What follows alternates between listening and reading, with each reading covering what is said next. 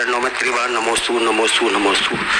मंचासीन एलक जी महाराज और सभी सुलक जी महाराज के चरणों में इच्छामि इच्छामि इच्छामि। गुरुदेव, अभी दिल्ली में G20 शिखर सम्मेलन हुआ, उसके अंदर मेहमानों को बुकलेट बांटी गई किताब। उस किताब के अंदर इतिहासकार या लेखक के अनभिज्ञता के कारण,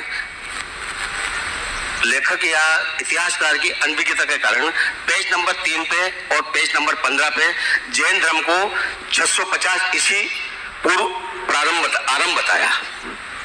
गलत जानकारी दी गई उसमें। और पृष्ठ नंबर 15 के ऊपर ऋषभदेव और नेमिनाथ अरिष्ट नेमि को इसका जैन धर्म का प्रवर्तक बताया गया।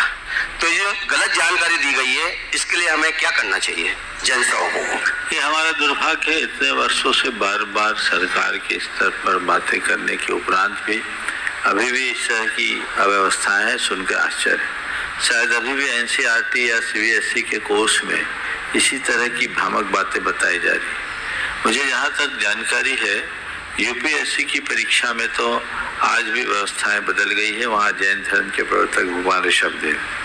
लेकिन ये इस तरह की जो अव्यवस्थाएं हैं, ये अव्यवस्थाएं ठीक होनी चाहिए। इसमें हमें बदलाव लाने का पूर्ण प्रयास करना चाहिए।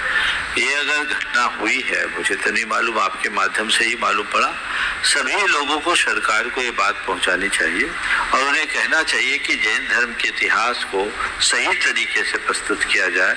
जब विद्वानों ने इस बात को अच्छी तरह से स्थापित कर दिया और जिस बात के पूरे तथ्य और प्रमाण है कि जैन धर्म के आद्य प्रवर्तक भगवान ऋषभदेव रहे हैं और जैन धर्म भारत के प्राचीनतम धर्मों में से एक रहा है, न केवल प्राचीन धर्म है अपितु जैन धर्म प्राग वैदिक धर्म है, ये स्थापित बात है, तो इसे हम क्यों झुठलाएं?